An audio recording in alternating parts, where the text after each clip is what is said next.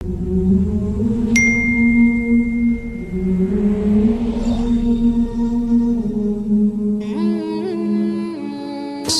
علیکم ورحمۃ اللہ وبرکاتہ۔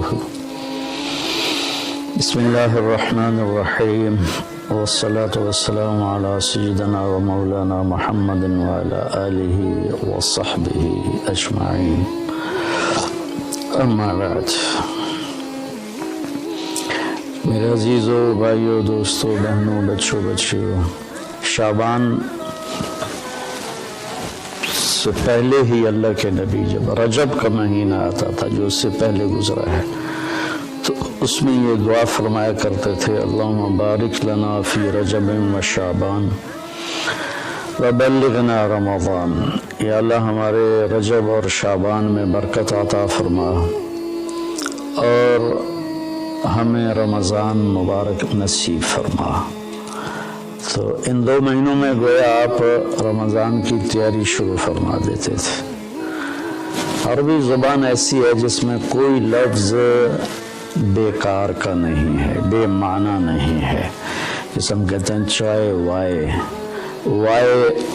روٹی شوٹی، پانی وانی، کھانا شانا، تو یہ شانا وائے یہ سارے وہ الفاظ ہیں جن کا کوئی مطلب نہیں ہے۔ عربی میں ایسا نہیں ہے اس کے ہر لفظ کا، بلکہ ہر حرف کا مطلب ہے۔ شعبان ایک مہینے کا نام ہے، لیکن شعبان کو شعبان کیوں کہتے ہیں کہ اس مہینے میں عرب چارے پانی کی تلاش میں نکلتے تھے۔ شعب کہتے ہیں متفرق ہو جانا، بکھر جانا، پھیل جانا۔ تو اس میں عرب چونکہ صحرا ہے، یہ عجب ملک اللہ نے بنایا ہے۔ یہ جزیرۃ العرب، جزیرہ نما، اس کے 3 طرف سمندر ہے۔ ایک طرف خشکی ہے جو اردن کے ساتھ، شام کے ساتھ جا کے ملتی ہے، عراق کے ساتھ، اور 3 طرف سمندر ہونے کے باوجود یہاں دریا، ایک دریا نہیں، اتنے بڑے ملک میں پاکستان سے 5 گنا بڑا ہے، اور ایک دریا نہیں، اور اتنی تھوڑی بارش ہوتی ہے۔ جزیرہ نما جو ملک ہوتے ہیں وہاں تو بارشیں مسلسل ہوتی ہیں اور دھڑا دھڑ ہوتی ہیں، لیکن اللہ نے یہاں کے پہاڑوں کو اس طرح سے ڈیزائن کیا ہے کہ بارش کی ہوائیں اس سے ٹکرا کے واپس ہو جاتی ہیں۔ اللہ نے اس خطے کو لک و دک صحرا بنایا۔ آج بھی صحرا ہے بہت، الربع الخالی، یعنی 1/4 حصہ سعودی عرب کا خالی پڑا ہوا ہے۔ اس کا نام ہی ہے چوتھائی خالی حصہ۔ وہاں زندگی نشو و نمائی نہیں پا سکتی۔ تو عرب کا جو جغرافیائی ایک تھا سٹرکچر، اس میں وہ کسی ایک جگہ رہ نہیں سکتے تھے۔ چند ایک شہر تھے جو آباد تھے، باقی وہ ہر وقت وہاں پانی ہے تو پورا قبیلہ وہاں چلا جاتا تھا، پھر پانی ختم ہو گیا، پھر پانی پہ لڑائی جھگڑے، پھر کسی اور جگہ پانی کا سراغ ملا وہاں چلا گیا۔ تو پانیوں اور چارے والی زمین کی تلاش کے لیے شعبان میں یہ نکلتے تھے، اور پھر آ کر اپنے سردار کو خبر دیتے کہ وہاں چارہ ہے، وہاں پانی ہے، پھر پورا قافلہ موو کر کے وہاں چلا جاتا تھا۔ اور یہ موبائل تھے خانہ بدوش، اور ان کی بستیاں، ان کے شہر خیمے ہوتے تھے۔ اور چونکہ یہ فطرت پر تھے، چونکہ کوئی وہاں ایسی چیز نہیں تھی جو ان کی فطرت کو مسخ کرے۔ جیسے ہمیں شہری زندگی نے ہماری فطرت کو بالکل ادھورا کر کے رکھ دیا ہے۔ ہم نے آج تک چمکتا چاند نہیں دیکھا، تاروں بھری اندھیری رات نہیں دیکھی، ستاروں کی مسکراہٹ نہیں دیکھی، سورج چاند کی خوبصورت نورانی ہم نے اس کی شعائیں نہیں دیکھیں، کرنیں نہیں دیکھیں، تو وہ لکو تک میدان تھا۔ افلا ينظرون الى الابل کیف خلقت، اب اس ماحول میں رہ کر آپ اس آیت کو سمجھے۔ اونٹ ان کی سواری تھی تو اللہ فرماتا ہے اے اونٹ تو دیکھو کیسے بنا ہے، کس نے بنایا ہے۔ وَإِلَى السَّمَاءِ كَيْفَ رُفِعَتْ، جب تم صحرا میں سوتے اور اوپر تاروں بھری رات ہوتی ہے یا 14ویں کا چاند ہوتا ہے، یہ کس نے اوپر کھڑا کر دیا؟ وَإِلَى الْجِبَالِ كَيْفَ نُصِبَتْ، یہ تمہارے چاروں طرف پہاڑ ہیں کالے سیاہ، یہ کس نے کھڑے کیے، کیسے کھڑے ہو گئے؟ وَإِلَى الْأَرْضِ كَيْفَ سُطِحَتْ، اور یہ زمین بچھونا کیسے بن گئی؟ اس میں تم سفر کرتے ہو تو ہم نے آپ تمہارے لیے زمین کو سکیڑ دیا۔ تو وہ یہ کلچر تھا عرب کی بود و باش اور تہذیب کا کہ یہ موبائل رہتے تھے۔ جب ایک جگہ بستی آباد ہوتی تھی تو جو فطرت میں ہوتا ہے نا، اس میں مزاج عشق بہت طاقتور ہوتا ہے۔ اس لیے عربی شاعری کو کوئی نہیں پہنچ سکا آج تک، عربی شاعری کو مزاج عشق میں، حس لطیف میں، حالانکہ وہ ان پڑھ تھے لیکن ان کا شاعر کھڑا ہوتا تھا بغیر تیاری کے 100 شعر فی البدی پڑھ دیتا۔ فی البدی سے مراد ہے پہلے سے کوئی تیار نہیں کیے ہوتے تھے، بس کہتا تھا اور کہتا چلا جاتا تھا۔ تو عشق و محبت بھی عرب کا عشق زنا سے پاک تھا۔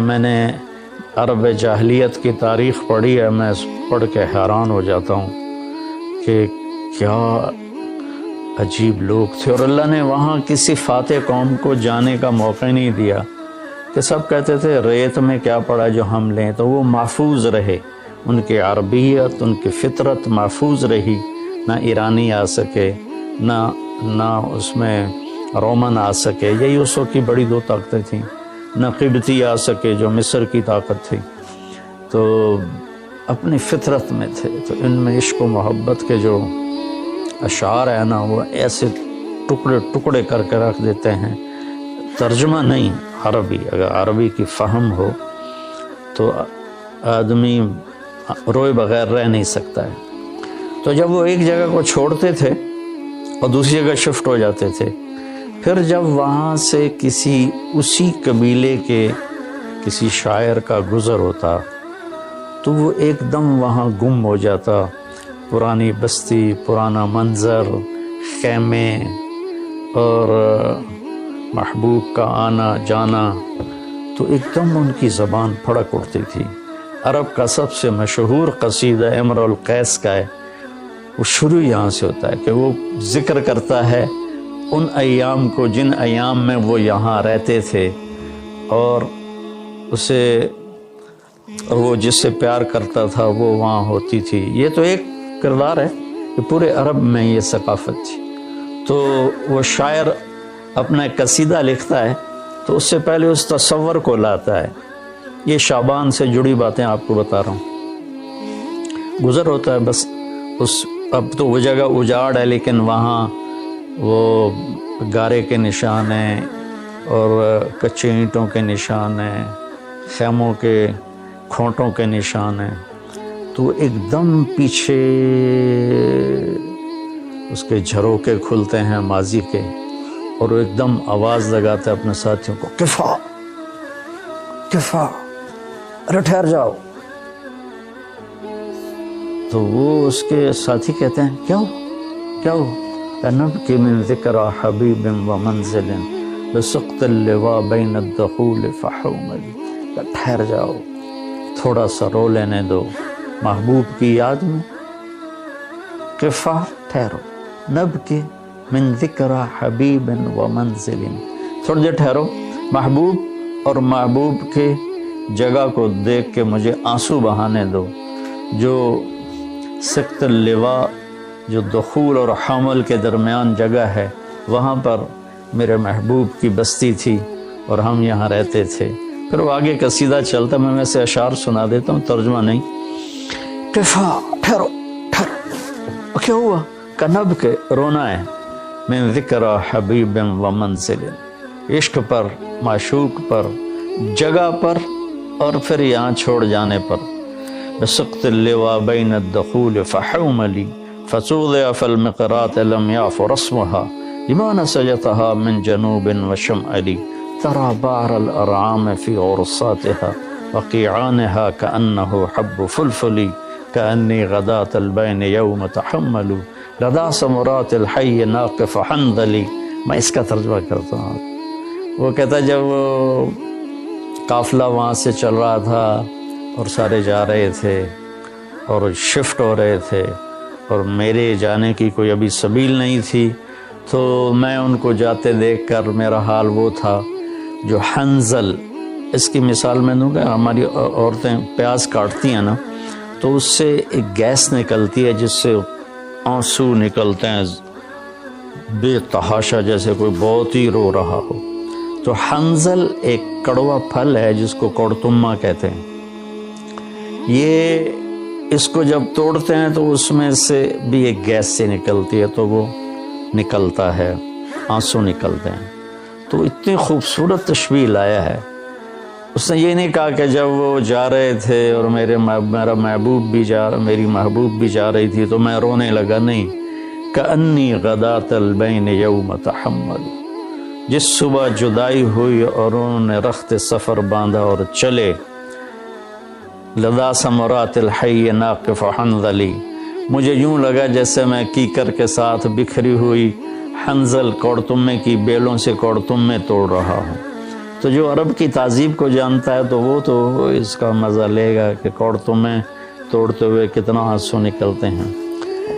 پھر وہ اس کو تھوڑا پھیلاتا ہے کہ میرے رونے پر رحم کھا کر وقوفاً بہا صحبی علی مطیہم، میرے دوستوں نے اپنی سواریوں کو لا کے کھڑا کیا. یقولون لا تہلک اسوں وتجملی، ارے بھائی نہ رو، صبر کر. اور ان پاگلوں کو کون بتائے وَإِنَّ الشِّفَاءِ عَبْرَةٌ مُحْرَقَةٌ فَهَلْ عِنْدَ رَسْمٍ دَارِسٍ مِّن مَّعُوَّلِ. میں انہیں یہ بتانا چاہتا ہوں کہ مجھے رونے دو، کوئی رونے والا بھی لاؤ جو میرے ساتھ روئے یا مجھے رولائے کہ میری شفا رونے میں ہے. فَفَاضَتْ دُمُوعُ الْعَيْنِ مِنِّي صَبَابَةً عَلَى النَّحْرِ حَتَّى بَلَّ الدَّمْعُ مَحْمَلِي، بس پھر میرے آنسو ساون بھادوں کی جھڑی بن گئے اور میں اتنا رویا کہ میرے اونٹ کا پالان بھی سارا تر ہو گیا. شعبان کے مناسبت سے میں نے تھوڑی آپ کو عرب کی تاریخ بتائی ہے، عرب کی تہذیب بتائی ہے، لیکن اس میں جو کہنا تھا وہ یہ تھا کہ شعبان رمضان کی تیاری ہے، شعبان رمضان کی تیاری ہے. تو اس میں میرے بھائیو ہم اگر کوئی کبیرہ گناہ میں ہیں تو توبہ کریں، چھوڑنے کی کوشش کریں یہاں تک کہ رمضان تک بالکل چھوٹ جائے. کسی سے لڑے ہوئے ہیں تو منانے صلح کی کوشش کریں یہاں تک کہ رمضان تک صلح ہو جائے. کسی کا حق مارا ہوا ہے تو اس سے جا کے دینے کی طاقت ہے تو فوراً دے دیں، ورنہ معافی مانگ کے کہیں بھی میں آہستہ آہستہ ادا کر دوں گا. یہ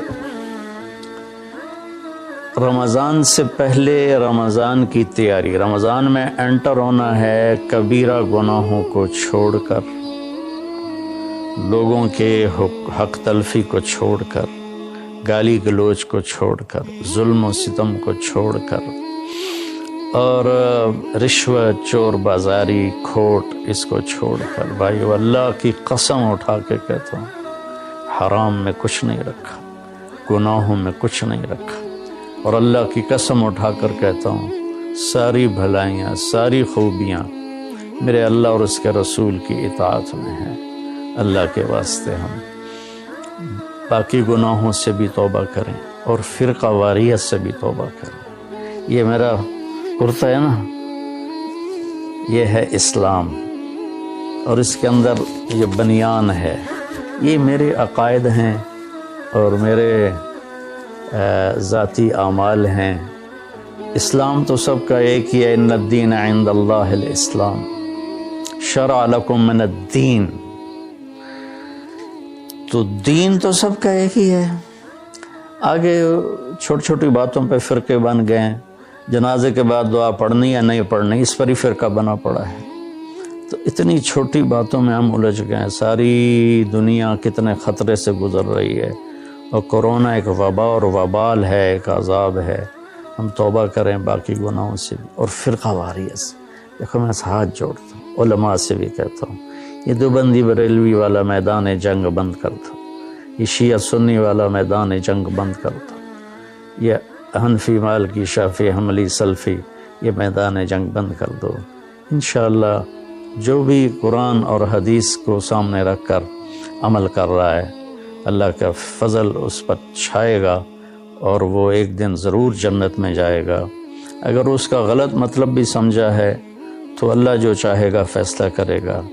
ہم اللہ کے واسطے امت بنیں، اپنے ملک کی حفاظت کریں، یا اپنے ملک کی حفاظت کریں۔ اگر ہم کوئی منفی مثبت کام نہیں کر سکتے تو منفی بھی نہ کریں۔ تو بھائیو، ہم اپنے رب کو رمضان خوبصورت کر کے دکھائیں۔